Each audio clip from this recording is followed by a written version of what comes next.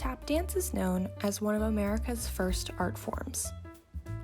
Tap is more involved than some other dance forms, which simply emphasize movement performed to music. Tap dance, however, can be considered both movement and music in itself, which makes it truly unique. Its rhythms and style are easily recognized, and its history is deep. The story of tap dance is similar to the modern dance forms we've studied in our dance appreciation course. Its roots lie across cultures. It was co-opted by white dancers and was recovered by dancers of color over time.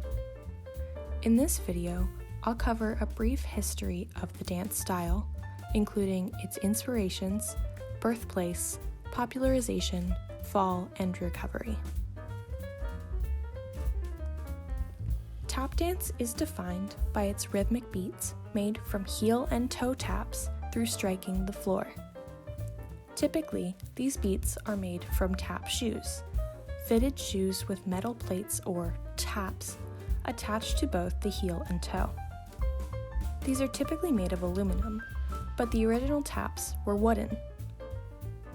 These modern tap shoes are not required though, as early styles of the dance form utilized clogs, hard-soled shoes, or boots.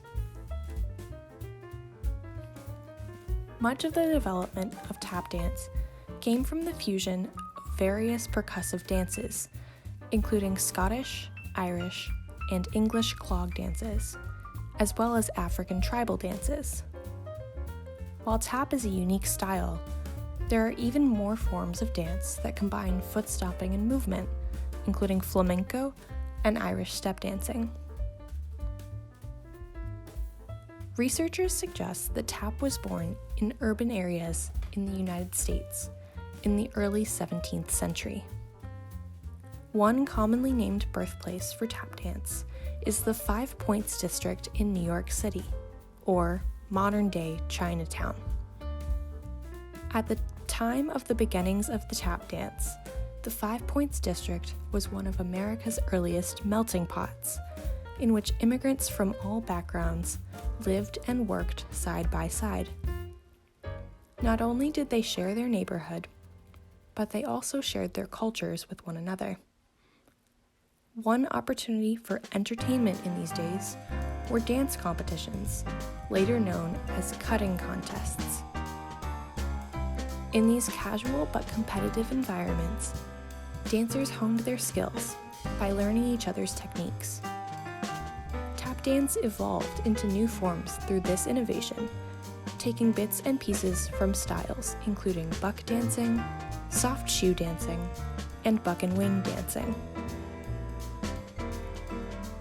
Tap left the streets and cities and was popularized across the country through minstrel shows, which peaked in popularity around 1840.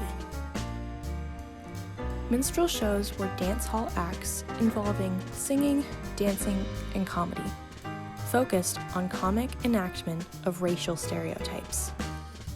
Shows were often performed by white men in blackface, making fun of African Americans in the Jim Crow era.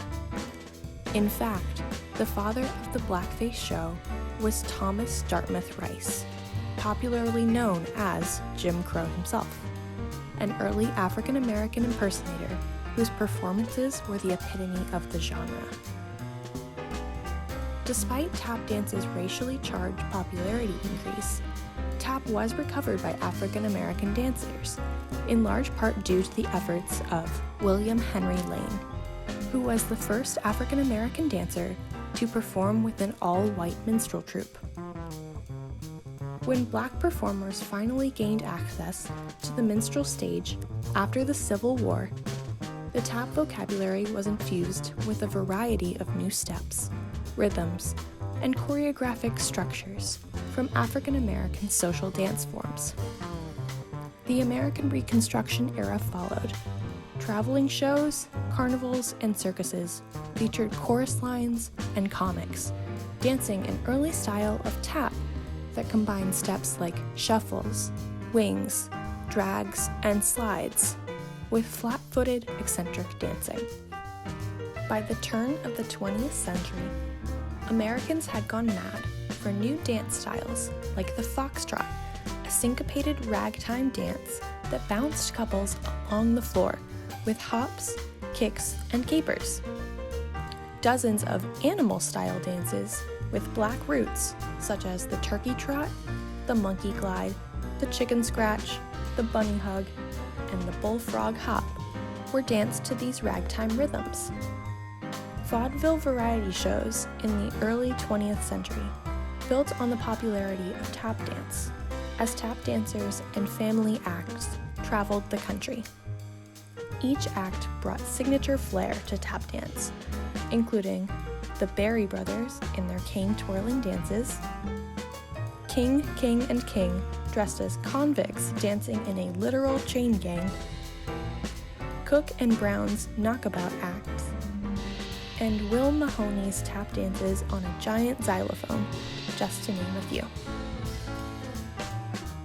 Next, tap moved to the Broadway scene with the invention of proper tap shoes. African American dancers and other dancers of color once again struggled to break through the color line, as nightclubs and vaudeville shows were segregated in the early years. Bill Robinson was one of the first African American solo entertainers in major Broadway shows.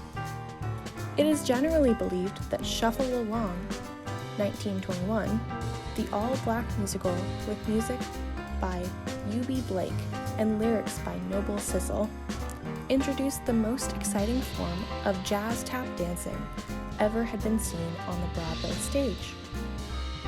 Other notable Broadway shows include Strut Miss Lizzie from 1922, Liza from 1922, and Runnin' Wild from 1923.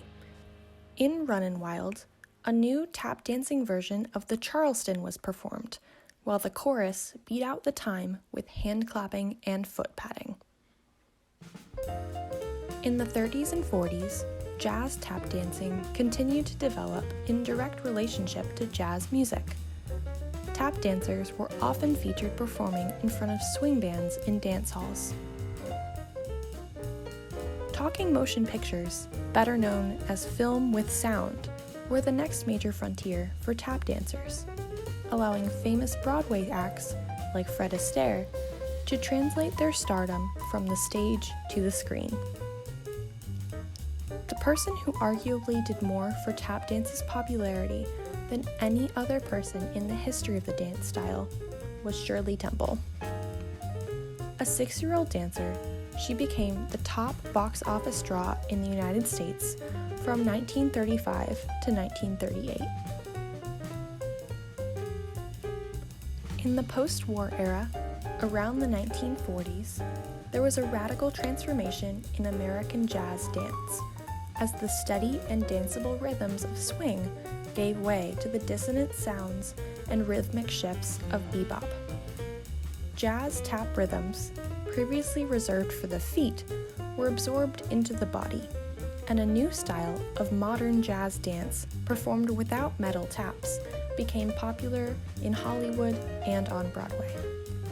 Dancers like the Nicholas Brothers, Condos Brothers, Jimmy Slide, and especially Baby Lawrence Jackson were able to endure the radical musical shifts that bebop instigated with a high-speed, full-bodied, and improvisatory response to the music. By the 1950s, tap dance began to decline in popularity, in part due to decreased nightclub attendance and increased focus on family life as men came home from war. After a period of drought, tap slowly resurged in the 1980s with the success of Broadway musicals including 42nd Street and Black and Blue, which both prominently featured tap dance.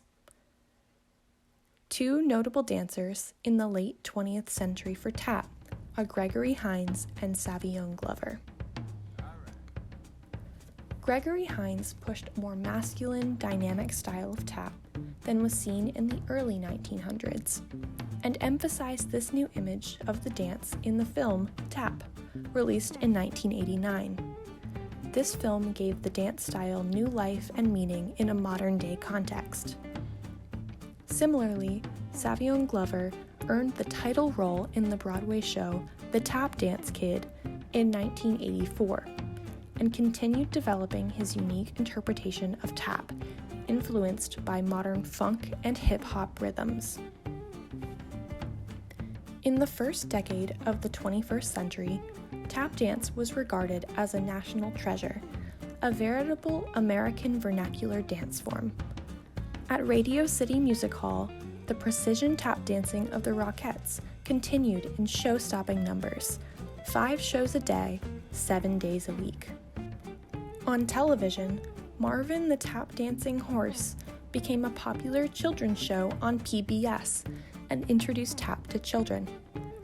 Continuing to bring dance into the household, Savion Glover and company performed on Dancing with the Stars in 2007. Glover continued to share his talents with American families as the inspiration for Happy Feet, an animated movie that hit theaters in 2006, starring a penguin named Mumble with a talent for tap. Glover was Mumble. Through a motion capture bodysuit, he provided Mumble's dancing moves, becoming the tapping feet of a penguin. Tap dance in America can almost be understood better as a cultural form rather than a dance style. Tap has bound dancers together across time and culture, and as we look back at its storied past, we can also look to the future, recognizing that in almost all forms of dance, there is even more to come.